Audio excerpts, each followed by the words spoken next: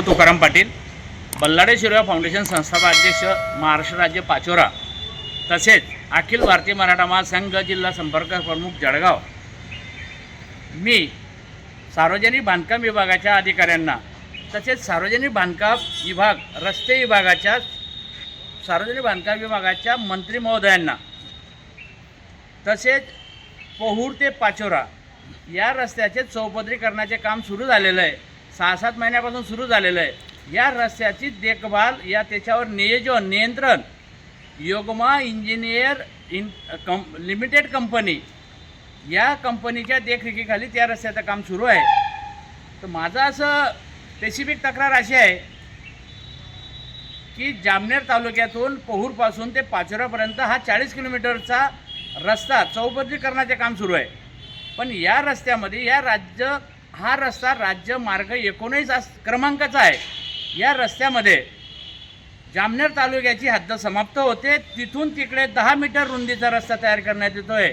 पाचोरा तालुका तिथून सुरुवात होते पाचोऱ्याकडे, तर तिथे 7 मीटर रुंदीचा रस्ता करण्यात येतो आहे। तर माझा आपणा मार्फत राज्य शासनाला तसेच सार्वजनिक बांधकाम विभागाच्या मंत्री महोदयांना जाहीर प्रश्न आहे, तसेच योगमा एंटरप्राइजेस योगमा इंजिनिअरिंग या कंपनीला देखील प्रश्न आहे, आणि तसेच या रस्त्याचा आराखडा तयार करणाऱ्या अधिकाऱ्यांना देखील प्रश्न आहे की बुवा तुम्ही एका 40 किलोमीटरच्या रस्त्यासाठी 2 एस्टिमेट 2 आराखडा तयार कसं काय केला, तर याच्यामध्ये तुम्ही तफावत काय केली। आज रोजी जे काम सुरू आहे त्याच्यामध्ये अब्ज रुपयाचा करोडो रुपयाचा भ्रष्टाचार सुरू आहे। तो भ्रष्टाचार असे सुरू आहे की जामनेर तालुक्यामध्ये 10 मीटर रुंदीचा रस्ता आहे आणि पाचोरा तालुका जिथून सुरुवात होते तिथं 7 मीटरचा रस्ता आहे। तर मला एक तुम्ही सांगा, शहर इकडे चालू होतं की पाचोरा शहर आहे का मालखेडा शहर आहे, तर याची विभागणी या बांधकाम विभागाच्या अधिकाऱ्याने कोणत्या दृष्टिकोनातून केली, असा माझा सार्वजनिक बांधकाम मंत्री महोदयांना तसेच सार्वजनिक बांधकाम विभागाच्या अधिकाऱ्यांना प्रश्न आहे की यांनी हा प्रश्नाचं उत्तर द्यावं, खुलासा करावा, पत्रकार परिषदेनं करावं, इस्टिमेट तयार करणाऱ्या अधिकाऱ्यांनी करावं, आराखडा तयार करणाऱ्या अधिकाऱ्यांनी करावं की बुवा 2 तालुका आहे, जळगाव जिल्हा आहे, जळगाव जिल्ह्यात पाचोरा तालुका आणि जामनेर तालुका।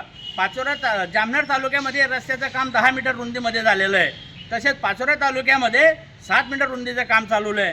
तर असा तफावत का होते, असा भेदभाव का होतोय? आमच्या पाचोरा तालुक्याला सावत्र भावाची वागणूक का दिली जाते, तिकडे जामनेर तालुक्याला सावत्र भावाची वागणूक का दिली जाते? तर माझा आपल्यामार्फत प्रश्न असा आहे की आपल्यामार्फत ठेकेदाराला तसेच संबंधित योगमा इंजिनिअरिंग एंटरप्राइजेस कंपनीला तसेच सार्वजनिक बांधकाम विभागाच्या मंत्र्यांना जाहीर मागणी करतो, विनंती करतो की बुवा एकाच इस्टिमेटमध्ये एकाच चौपदरीकरणाच्या मापात पाप करू नका। 10 मीटर सरळ 10 मीटर पाचोरापर्यंत करावं, नाहीतर तात्काळ रस्त्याचं काम बंद करावे, अन्यथा दिनांक 10 मार्च 2026 रोजी वार मंगळवारपासून मी आझाद मैदान मुंबई येथे उपोषण करणार आहे। सदरचं रस्त्याचं काम तात्काळ बंद करा। 10 मीटरच्या रुंदीमध्ये चौपदरीकरणाचं काम 40 किलोमीटर अंतराचं परिपूर्ण करा, भ्रष्टाचार करू नका, असे आपल्यामार्फत मी त्यांना विनंती तसे आवाहन करतो। तसेच नागरिकांनी देखील याबाबत जागरूकता ठेवणे गरजेचे आहे। नागरिक बोलत नाही म्हणून हा भ्रष्टाचार सुरू आहे। दुसरा प्रश्न असा आहे की जळगाव जिल्हा आहे, जामनेर पाचोरा तालुका आहे, ती एक रस्ता सातगाव पाचोरा सुरू आहे, एक रस्ता पोहूर पाचोरा सुरू आहे। तर मला एक सांगा, एकाच ठेकेदाराला महाराष्ट्र राज्याबाहेरच्या एकाच ठेकेदाराला दोन्ही रस्त्याचे एकाच तालुक्यातले कामं कोणत्या कायद्याने दिली? म्हणजे याचा अर्थ असा झाला की जिथं निविदा भरली तिथून त्या निविदाची गोपनीयता या अधिकाऱ्यांनी कुठेतरी भ्रष्टाचार करून लीक केलेली आहे, म्हणूनच एका ठेकेदाराला दोन्ही रस्त्याचे कामं मिळाले। तसेच तिसरी तक्रार अशी आहे, माननीय तहसीलदार साहेब पाचोरा यांना मी कायदेशीर लेखी तक्रार केलेली आहे। उपविभागीय अधिकारी पाचोरा यांना देखील तक्रार केलेली आहे की कोकणी शिवारात शेती होती, ती शेती बिनशेती न करताना अगोदरच त्यातून उत्खनन सुरू केलं, बेकायदेशीर उत्खनन केलं। तर माझी तक्रार अशी होती की बॉस लागवडीस योग्य असलेली शेतजमिनीतून उत्खनन करणे कुठल्याही जिल्हाधिकारी साहेबांची परवानगी न घेता उत्खनन सुरू होतं। त्यानंतर मी तक्रार केल्यानंतर यांनी परवानगीचे सारे कागदपत्र डॉक्युमेंट तयार केले आणि ते संबंधित अधिकाऱ्यांच्या विभागात दाखल केलेले। तर माझा असं तहसीलदार साहेबांना मागणी होती किंवा बिनशेती न करताना उत्खनन केलं म्हणून त्याला दंडनीय आकारणी करायला पाहिजे होती. आता रस्त्यासाठी अमाप लाखो बरासमध्ये गौण खनिजचं अवैध उत्खनन सुरू आहे. तर अवैध उत्खनन सुरू आहे तरी तहसीलदार साहेब त्या ठेकेदाराच्या अवैध ओव्हरलोड वाहतूक करणाऱ्या गौण खनिजच्या गाड्यांवर कारवाई करत नाही.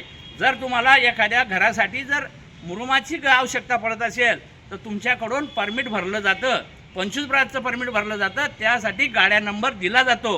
पण ह्या ठेकेदाराला तशा नियम अटी नाही आहेत.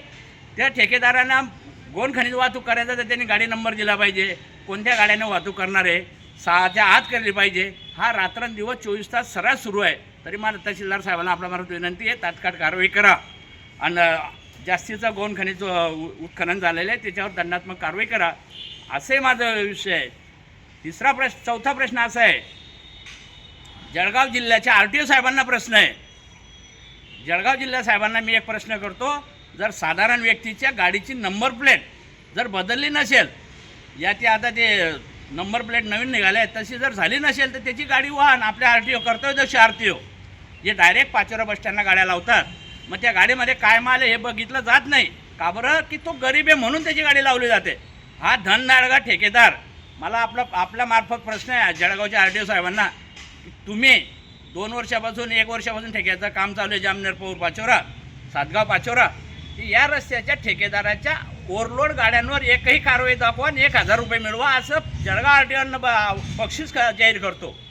का करतो? की तो ठेकेदार धनदाळगा आहे म्हणून RTO विभागाची हिंमत होत नाही त्याच्यावर कारवाई करायची, त्याच्या ओव्हरलोडवर कारवाई करण्याची. पण साधारण माणसाची मोटरसायकल असले त्याला दंड देण्यासाठी हे पुढे सरसस्वाल म्हणून या अधिकाऱ्यांचं बी अभिनंदन करण्याची वेळ आलेली आहे RTO विभागाच्या. त्यासाठी आपल्यामार्फत झोपलेल्या RTO विभागाला जागे करतो आणि या ठेकेदाराच्या ज्या ओव्हरलोड गाड्या चालू आहे यांच्यावर कारवाई करण्याची विनंती करतो.